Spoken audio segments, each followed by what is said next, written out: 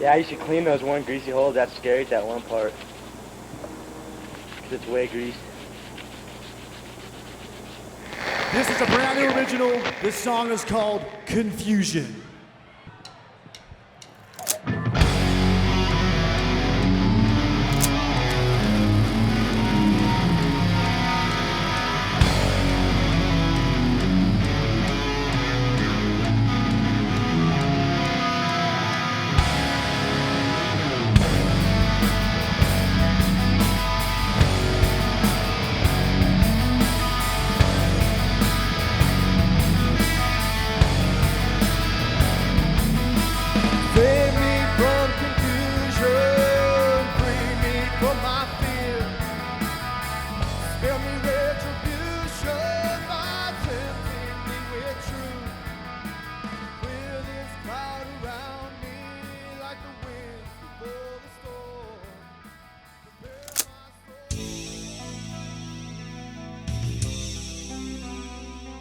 My name's Dave Hatchett. I grew up down in San Diego, and I was a little surf rat down there. And that was probably the first cool thing I ever learned to do was surfing. And that's a skill I've kind of brought with me through life, and it's one of my huge passions. And I've always kept up on my surfing, and that's been my kind of go-to fun sport that I do that has nothing to do with work. After San Diego, my dad moved the family up to Lake Tahoe, and that's where I fell in love with rock climbing and snowboarding. And that was my big passion through my early 20s. And I kind of was doing both those sports at the same time. And climbing was just a fun thing for me, but snowboarding actually turned into a profession for me. And I became a pro snowboarder, and I signed some contracts with Burton Snowboards. And it was just an awesome experience. I was able to travel the world on Burton's dime and go heli skiing in Alaska and do trips to Europe and Canada. And I kind of just lived the pro snowboarder's dream of getting paid to snowboard and travel all over the world, and that was a really awesome time.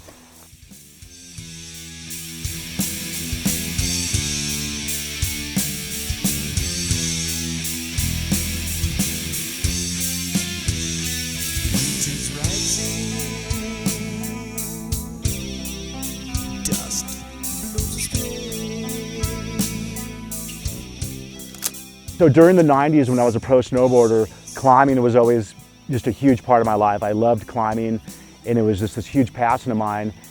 And I started out as a trad climber all through the 90s, and my big mentor in climbing was Kurt Smith. He was already this really radically strong, established climber. And Kurt actually did the 4th ascent of Midnight Lightning. He had these crazy tube socks that he would always wear that were like pulled up to his knees. And back then we didn't have bouldering pads. This is late 80s, early 90s. And it was pretty rad. I got to watch Kurt do the 4th ascent of Midnight Lightning, which is now, you know, nowadays V8, V9 is kind of a standard mid-level boulder problem. But back then it was cutting edge. It was pretty much one of the hardest boulder problems in the world.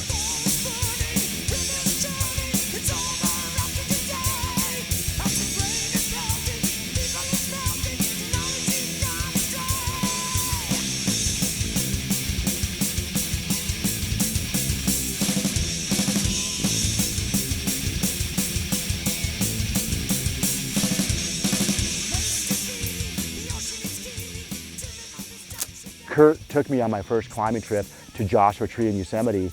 And it was on that first trip, as Kurt was teaching me how to lead and how to be a safe climber, that he showed me what first ascents were all about. And I just instantly got the bug. I was like, what, you're telling me that no one's ever climbed up that rock? That's so cool. Like, we're gonna be the first people to climb up that? And he's like, yeah, it's never been touched. So, boom, just instantly I was hooked. I was totally hooked on climbing, and I was completely hooked on the idea of doing first ascents. And one thing I really liked about doing first ascents was it wasn't so much about how hard you could climb. It was more about just the beauty of finding a first ascent. It didn't matter whether it was 5'7" or 5'11" or 5'12". It wasn't about, check me out, I'm doing a hard climb. It was more about, look at this beautiful climb I just found, and here it is. Now I just did it, now you guys can do it too. You really feel like you're sharing with the world and you're giving back to the climbing community when you do a first ascent. So through the 90s, I was heavily into sport climbing, and my brother and I and the Tahoe crew developed a lot of the sport climbing around Tahoe, and then we branched out and did some really cool first ascents in City of Rocks, Idaho, and kind of all around the west coast of the United States. And then right around 2000 is when the bouldering boom hit. That's it.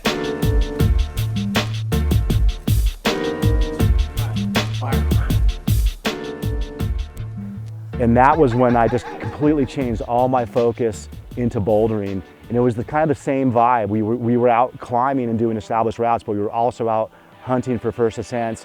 And at that same time, there was other crews out around Tahoe developing all the Tahoe bouldering. And Tahoe bouldering was just exploding crazy. It was insane. Like, people were just finding new areas and doing first ascents on a weekly basis. 250 boulders have been climbed on so far.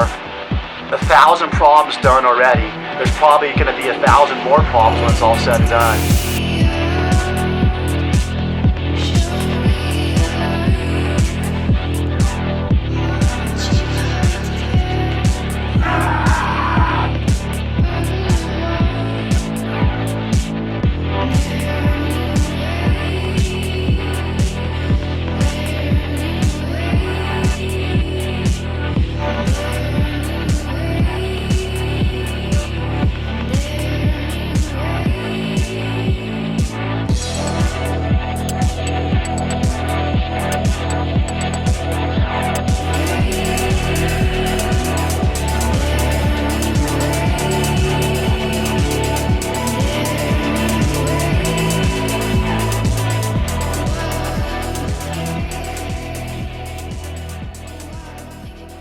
I really thought that it would be cool to start documenting it, if nothing else, just for my friends to have a notebook and keep track of what we were doing.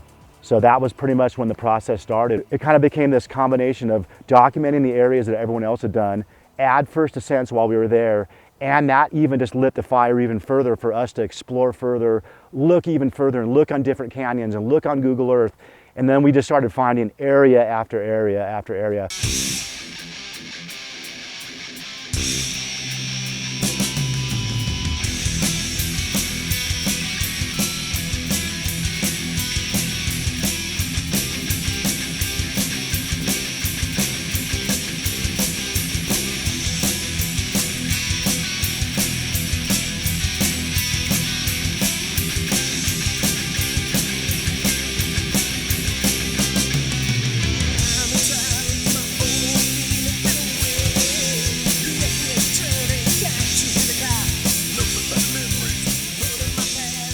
It was this kind of really cool symbiotic relationship of writing the guidebook and just doing first ascents all at the same time.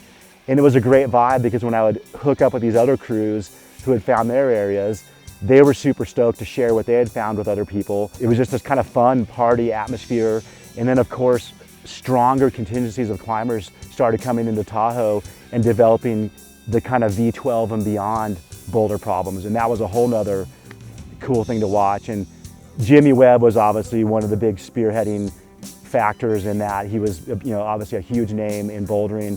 And when he came into town and the word got out that Jimmy Webb was here and he was out looking for super hard, ultra high level boulder problems, and he made Tahoe his home, that really kind of helped put Tahoe even more on the map. And then all kinds of other kind of climbers came into the fold and helped establish hard boulder problems.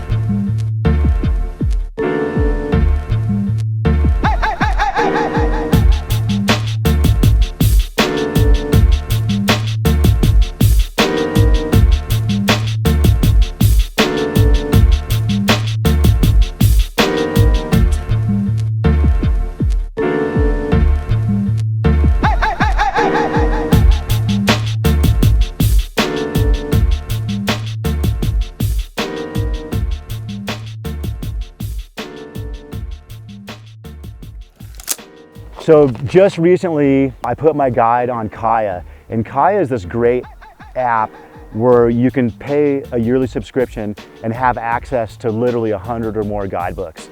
And I just think this is a great tool for the climbing community to have. And to me, the ultimate is to have the paper book, the analog book that you can leave at your house, that nice analog book that's on your bookshelf and you can look at it at night and look at the big full page color pictures. And then you've got this app that complements it. And a lot of times what I'll do is I'll leave the book at home. I'll go through the book at night and I'll get psyched on an area and I'll kind of pick out some problems or some boulders that I think I'm psyched on. And then I'll just leave the book at home because it's kind of heavy and I don't want to thrash it. And I'll bring just the app with me out in the field. One of the first things you're going to notice is you can use the GPS right there to locate the boulders. So you don't need to go to the analog book and type in the coordinates into, like, say, a GPS app and then navigate to the boulder using a GPS app. You can open up Kaya and use the coordinates right built into the boulder on the app and find your way there. Another great thing about Kaya is as new problems get done, we will be entering that information into the app in real time. So I might be 2 years out on doing the next edition of the North Lake book, but as new problems go in, they'll be getting added into Kaya real time. You can have the latest, greatest information on what's happening in Tahoe bouldering right there on the app. Kaya is a great resource for anybody to have, and I think any climber that's out there is going to benefit from having Kaya in their tool bag. So if you're thinking about coming to Tahoe, I definitely recommend it. This is an amazing place. I know a lot of people that came here to visit and they never left. They're still here. So yeah, come to Tahoe, come climbing, it's awesome.